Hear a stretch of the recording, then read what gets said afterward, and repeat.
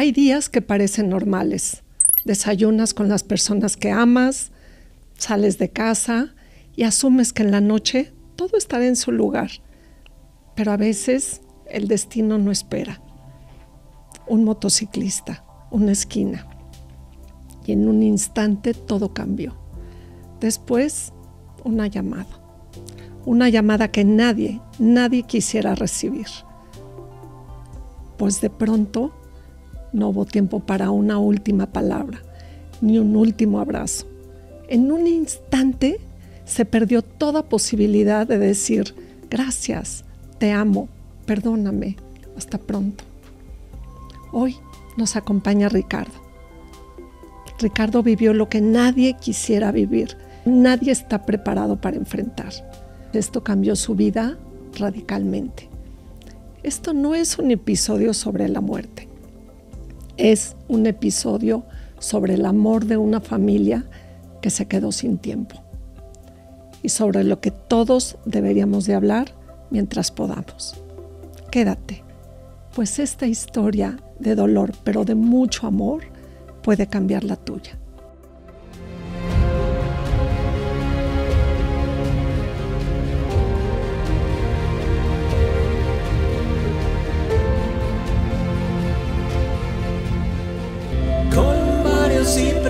Tranquilidad para usted y para sus hijos. Hola, mucho gusto de estar nuevamente con ustedes aquí en nuestro podcast Columbario Ciprés. En esta ocasión estoy muy emocionada, pues tenemos a un invitado al que yo le tengo muchísimo cariño. Es Ricardo Carrillo, maestro de música, gran compositor y una persona increíble. Gracias por estar aquí, gracias por acompañarnos, gracias por compartir esta historia tan íntima, tan personal y algo tan difícil y tan doloroso. Y bueno, pues cabe mencionar que yo he acompañado como tanatóloga a Ricardo en este proceso y sí, ha sido un proceso complicado, pero sí se puede. Y hoy nos gustaría, pues primero que nos platicaras cómo recuerdas esa última mañana con tu esposa. ¿Cómo la recuerdas, Rich? Pues mira, el último día, porque como todo el tiempo jugueteando con ella, ¿no? Teníamos una relación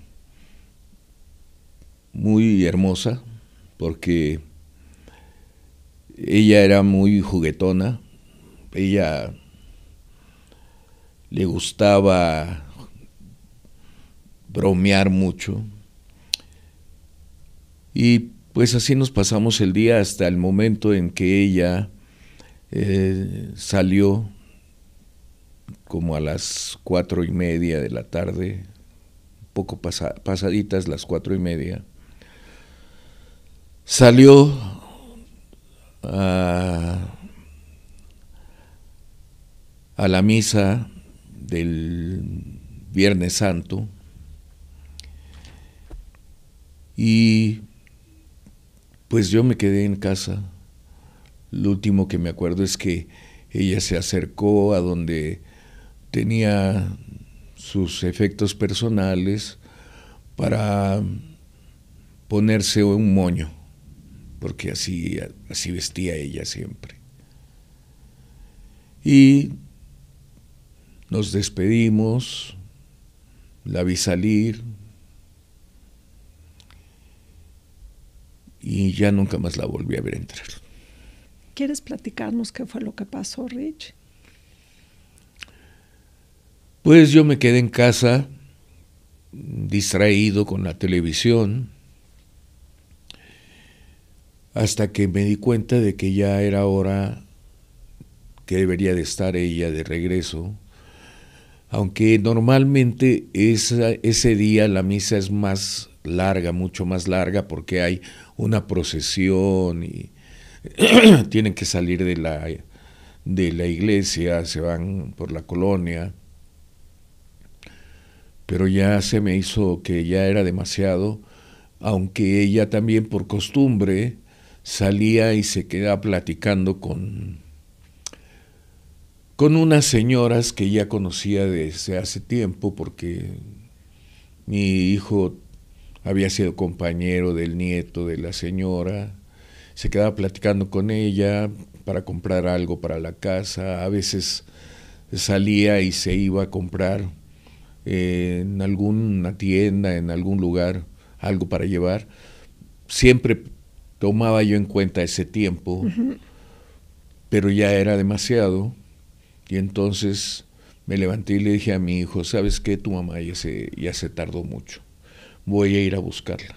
Y mi hijo también se puso preocupado. Yo salí por un lado, él salió por otro, fui al templo, estaba cerrado, vi patrullas afuera, nunca me imaginé que fuera por ella, pero algo adentro me decía que podría ser. Y cuando regresé, le dije, tu mamá no está, ya cerraron la iglesia desde hace mucho rato, a lo mejor, no sé, haya ido a comprar algo, voy a volver a salir. Mi hijo regresó y se dio cuenta de que había una señora, una persona, una mujer, parada a 2 edificios de donde nosotros habitamos,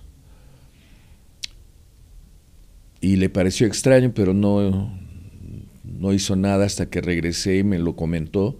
Salimos, nos acercamos a esta persona y resultó que era un agente de investigación. Y cuando dijo eso yo sabía que ya tenía que prepararme para una mala noticia. La agente muy amablemente nos atendió y nos dijo, a pregunta de mi hijo, que ella estaba ahí porque tenían un cuerpo en el anfiteatro y nos dio las señas particulares del cuerpo, y yo dije, ella es mi esposa. ¿Qué sentiste, Entonces, Richard? vámonos. ¿Qué sentiste en ese momento?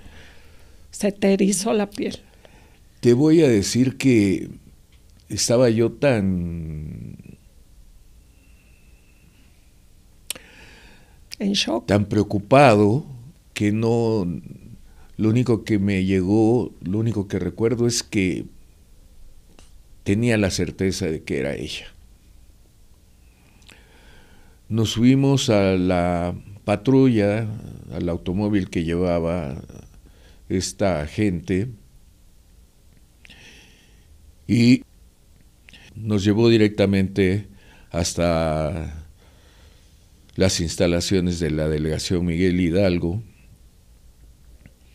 Bajamos, nos llevó a donde estaba el cuerpo de mi esposa y la reconocí. ¿Qué lo que sentí, ¿Qué pasó por tu mente en ese momento, Richard? ¿Qué pasó por tu mente cuando este es un momento cuando una persona tiene un impacto de este tamaño, entra un periodo de shock, es parte del proceso del duelo? Pero, ¿qué pasó por tu mente en este momento?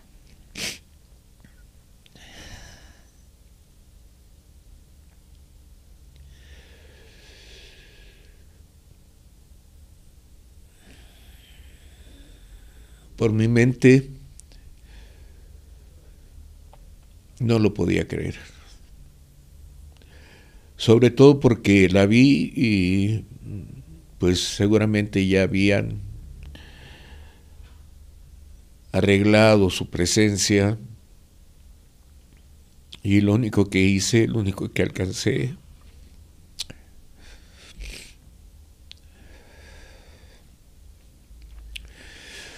fue a despedirme como acostumbraba con ella.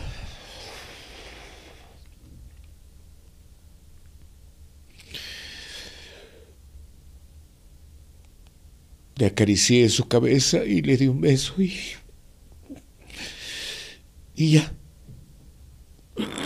Sí, No pude, no tenía ánimo para hacer nada más que preguntarme por qué.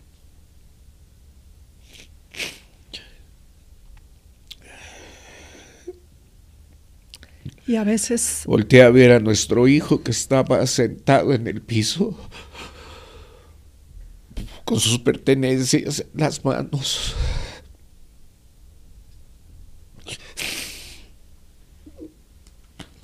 Y pues entendí que las cosas tienen que seguir.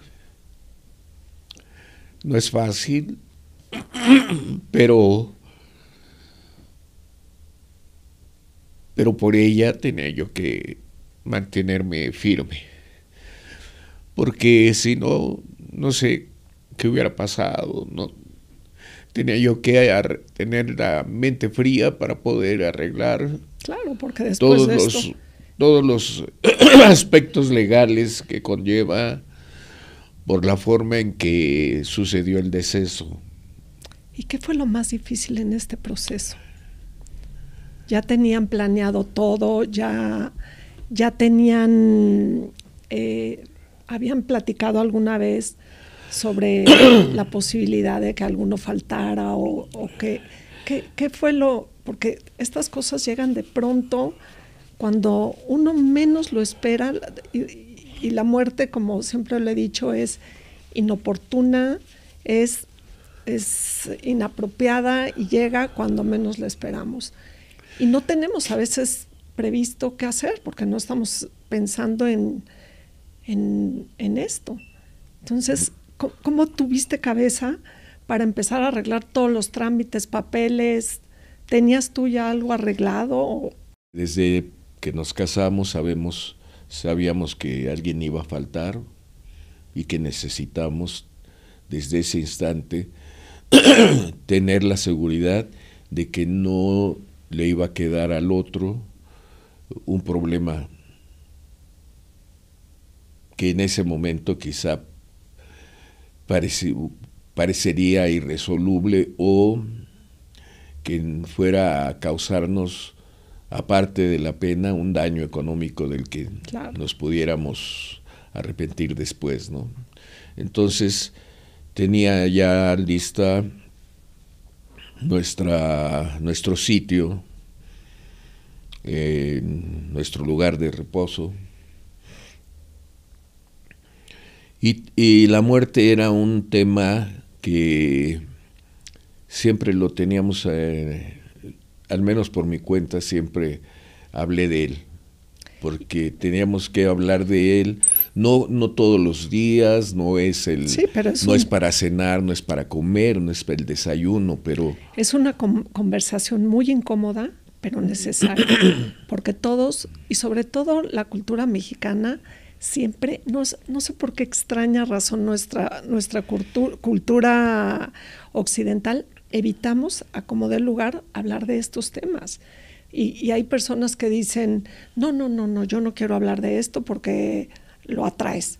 Y la realidad es que desde que nacemos estamos listos para morir. Entonces creo que es muy importante saber qué quieres, que nadie decida por ti, saber qué quieres, con responsabilidad hablarlo con tu esposa y saber qué es lo que sigue, ¿no? ¿Qué quería, qué, dónde, cómo? O sea, se me hace súper importante porque aparte estabas en un momento de crisis, de shock y a veces no tomamos buenas decisiones en estos momentos o no tenemos ni cabeza.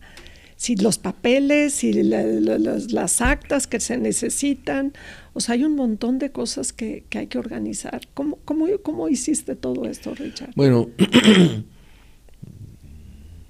tuve la suerte de tener una pareja que era muy ordenada, entonces todos los documentos estaban en su poder. Cuando documento llegaba a la casa, yo ni me preocupaba, llegaba y se lo ponía a ella para su colección. ¿A qué trámites te tuviste pues, que enfrentar? Primero fuimos sometidos a un interrogatorio por las autoridades porque el deceso de ella ocurrió en un accidente vial. Una persona irresponsable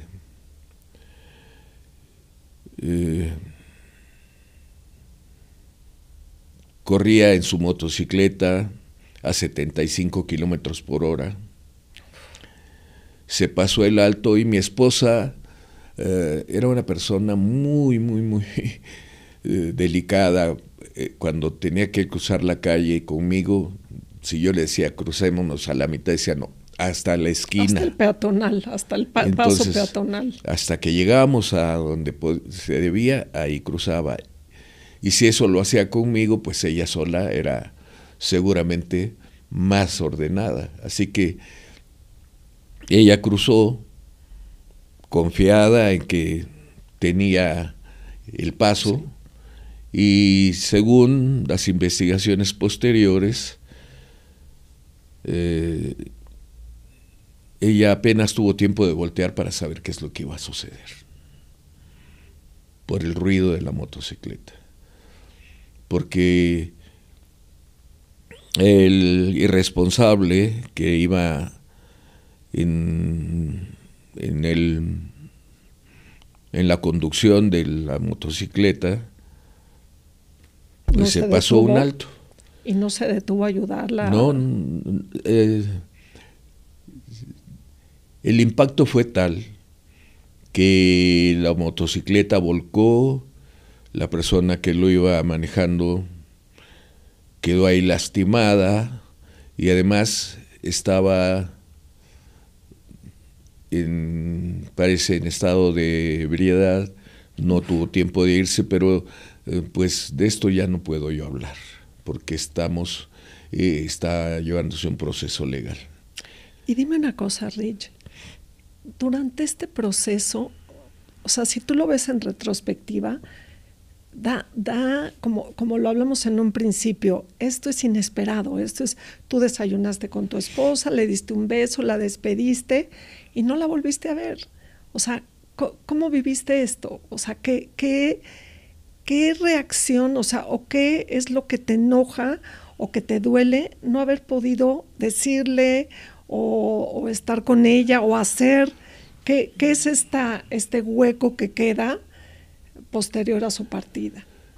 Mira, realmente con ella hablé desde antes de que nos uniéramos en matrimonio, de que nosotros teníamos que hablar siempre cualquier disgusto que tuviéramos, cualquier desaveniencia, tendríamos que aclararla antes de irnos a esperar el nuevo día. Antes de ir a dormir teníamos que dejar claro todo. No es una situación ideal, no siempre es posible, pero eso permite que uno, lo que me faltó, lo que yo extraño, es todo lo que nos faltaba por vivir. Porque sí hablamos del deceso, hablamos de que ese es el camino que tenemos desde que abrimos los ojos a este mundo, igual los vamos a cerrar, esa es nuestra meta final. No hay para todos, ¿no? No sabemos cuándo, ¿sí? Pero a mí el dolor que me queda es que yo esperaba pasar todo este tiempo con ella e irnos de otra forma, ¿no? Irnos tranquilos. Puede haber enfermedades, puede haber accidentes como este, pero este accidente, estos son los imponderables, ¿no? Porque no hubo la oportunidad de decirle adiós. Yo me despedí diciéndole al rato nos vemos, ¿sí? ¿Qué es lo que me duele? Pues que no esté, que me hace falta llegar a casa como siempre hacía y decirle, ya vine, y ella me preguntaba, ¿qué trajiste? Digo, pues te traigo a tu esposo, ¿no? Y a mi hijo, ¿qué trajiste, papá? Te traigo a tu papá. Y además te traigo esto y esto y esto. Y algo que se me olvidó decirles en la mañana, no sé si se los he dicho, los amo. Y entonces decían, ay, sí, ya me lo dijiste. Y la siguiente parte era, ¿quién fue el chismoso que les dijo, no? Ay, qué bonito, Pues, qué bonito. Pues un chismoso,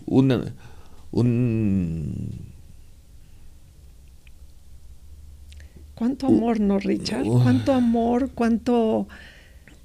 Y es algo muy doloroso porque este hombre que está aquí es puro corazón y yo he vivido con él a través de sus palabras el amor tan grande que tenía por su esposa. Y sí, entiendo perfectamente bien porque este periodo, normalmente todos creemos que el ciclo de la vida pues es crecer, envejecer y después morir. Y cuando de repente todo cambia en un instante y cuando alguien más viene a arrebatar, ¿cómo cambia tu vida? ¿Cómo cambió tu vida después de todo esto? O sea, tú regresaste a tu casa, al día a día. Pues mira, ¿cuál fue tu reacción? ¿Cómo lo sobrellevaste? Pues en principio, pues busqué ayuda contigo, ¿no? Me sirvió mucho para hablar con alguien que no fuera mi hijo, porque pues los dos estamos en el mismo problema. Sí. Y los familiares cercanos, pues con su buena fe dicen, bueno, pues ya pasó, hay que echarle ganas, pero eso de echarle ganas es una expresión que, pues más allá de lo desagradable, es una expresión que no le encuentra uno sentido. Tan hueca. ¿No? También uno tiene que saber que no estamos preparados para acompañar estos dolores. Sí, no sabemos qué hacer. Entonces, las palabras pueden parecer ofensivas, pero no son dichas con esa intención. No, pero uno tiene que aprender, que es mejor decir te acompaño, estoy aquí para ti, para lo que necesites. Claro. Sí, porque, y ya con eso, no hay más. Nada, ninguna palabra va a hacer desaparecer la pena que uno tiene. Ninguna. Bueno, a mí me aconteció ya vamos 2 años y medio. Y me sigue doliendo igual. Cuando me acuerdo de eso, la pregunta sigue siendo la misma. ¿Por qué? No voy a encontrar la respuesta. La respuesta la tengo en mis creencias, en mi fe, pero de todas maneras nunca ha llegado a ser, es por esto, no lo comprendo. Estoy pensando en lo que me comentaste de que ustedes tenían comunicación y siempre pues que sí se tomaron el tiempo para hablar, para prever qué hacer, qué no hacer. ¿Cómo tú crees que ayuda en este proceso el haber tenido un orden en esto? O sea, porque de pronto es un caos, Richard, es un caos que empieza todo y todo transcurre en estas primeras horas, incluso días, todo transcurre como turbio, como en las nubes, como que no estamos, pero no estamos. Y en ese momento te tienes que poner a arreglar un montón de cosas. O sea, ¿tú crees que esto ayudó, el haber hablado de esto, el haber tenido orden con tus papeles? ¿Crees que ayudó en este proceso? Claro que sí. Sí, porque lo primero que le dicen a uno es el acta de nacimiento. Si no sabe uno dónde está, si no la ha sacado y estamos en la noche, hay que esperar al otro día para irla a buscar, depende del día, depende de dónde estemos. Los documentos, todos los documentos oficiales que debemos de tener, nuestra credencial de lector, nuestra acta de nacimiento, la CURP, si trabajamos, dónde trabajamos, nuestra RFC, todo, tenerlo en orden, nos ahorra que desviemos nuestra atención, nuestra preocupación en aspectos que solamente nos van a hacer más pesado el Claro, porque a veces lo importante, o sea, lo necesario sobrepasa y aplasta lo importante. Y a veces tú estás desgarrado, pero tienes que correr a buscar todos estos documentos y es terrible. Fíjate que te voy a platicar algo. Yo un día les voy a compartir, agarré un folder y escribí afuera todo lo que necesitan el día que mamá parta. Y entonces ahí en ese sobre puse todos mis papeles, mi acta de nacimiento, todo lo que me acabas de compartir, el CURP, y copias. Y escribí en una hoja, pues las cuentas, lo que tengo, el banco, las claves, los adeudos, todo lo que tendrían que saber, les hice el atajo, se los puse en un folder y nada más lo voy como una vez al mes lo voy actualizando. Pero esto me parece que es un acto de conciencia porque es minimizar problemas. Y la verdad es que yo no me puedo imaginar estar en medio del caos, en medio de la crisis y tener que poner orden en tu cabeza para ir a correr a buscar un documento que a lo mejor si no lo tienes que correr a la oficina, enfrentarte a la burocracia de que no, ya cerraron, salimos a comer, hay 30 personas antes que tú y tú con tu dolor ahí apretado. Entonces sí me parece que es muy importante el tener esto en orden. De verdad que pues pudimos concentrarnos en nuestro dolor porque todo lo demás estaba ahí. La desesperación venía de saber que iba yo a llegar a la casa y no querer llegar a la casa porque ya no estaba, ¿sí? La desesperación viene de que alguien ya no me va a acompañar a reposar, a dormir, ¿no? Alguien ya no me va a despertar diciéndome, hazte a un lado, ¿sí? O nadie me va a ir a cobijar cuando esté dormido sin haberme tapado, nadie va a llegar a hacer eso. Esas son las cosas que yo tengo que conocer, tengo que aceptar que ya no existen. Pero sí, que la vida cambió. En el momento, las reacciones que tuve, pues siempre estuvieron pensadas en que tengo un hijo que es mi responsabilidad, aunque sea un hombre, es mi responsabilidad que no caiga en la desesperación él, y yo tengo que controlarme. Hablar, aunque sea de vez en cuando, de que todos tenemos que llegar y no debemos de eludir el tema, y tenemos que saber que yo no le quería dejar problemas a mi esposa. Ella, como tú dices, yo le escribí en un papel las claves de mis tarjetas, aquí están, y no esperes que yo falle, a que yo falte. Si necesitas algo, ahí están. Claro. Y dime una cosa, ¿qué dentro de toda esta experiencia y dentro de todo, yo creo que tomaste decisiones muy asertivas, tomaste decisiones sabias, pudiste tener esta inteligencia de prever, de prevenir, y eso me parece maravilloso. ¿Qué podrías tú recomendarle a nuestro auditorio? ¿Qué te gustaría recomendarles en tu experiencia? Estas cosas que te hayan funcionado a ti, ¿qué podrías recomendarles? Pues yo les recomendaría primero que hablar de esto es un acto de amor. Que hablen, porque estamos previniendo que ellos se enfrenten a problemas irresolubles en ese instante. Difícil encontrar los papeles si no están al menos esos papeles juntos.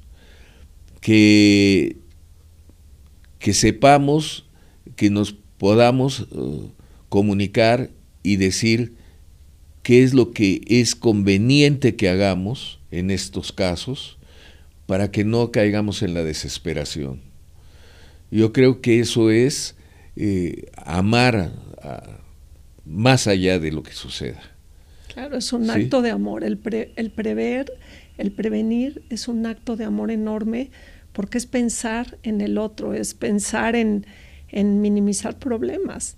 Y de verdad, esto que nos está compartiendo Ricardo es oro molido, porque todos tendríamos que tener la conciencia de detenernos un momento, de prever, de juntar nuestros documentos, hacer nuestro sobrecito y facilitar para que las cosas fluyan de una manera amorosa, de una manera pacífica, y que todo pueda acomodarse como debe de ser. Ricardo, de verdad no tengo palabras para agradecerte todo lo que nos estás compartiendo, porque sin duda es un gran aprendizaje en muchos sentidos.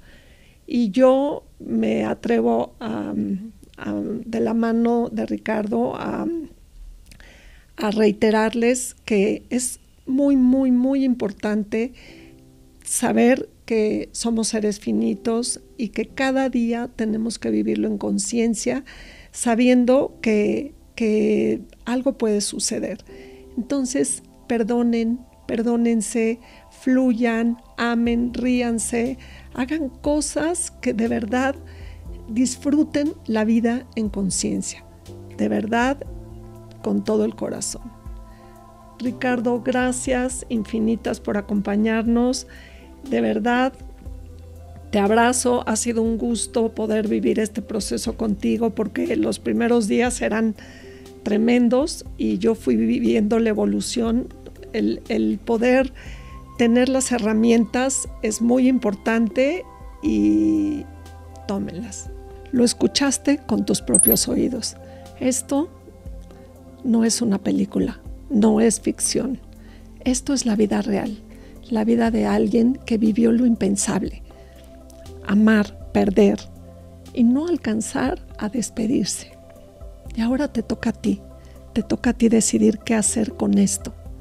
Porque si tienes a alguien que amas, esto que puedes hacer, lo más cruel, es seguir postergando esta conversación incómoda, pero necesaria. Prever no minimiza el dolor, pero sí puede evitar el caos y la confusión. No esperes, hazlo ahora, con conciencia, con responsabilidad, con amor y con mucha paz. Si este capítulo te tocó, compártelo. Tal vez puedes salvar a alguien de vivir el mismo dolor. Y si quieres saber cómo dejar todo en orden, escríbenos con la palabra paz y nosotros te orientaremos y te diremos cómo empezar antes de que sea demasiado tarde. Soy Karen Béjar y nos escuchamos en el próximo episodio, porque el amor, cuando es verdadero, también se prevé.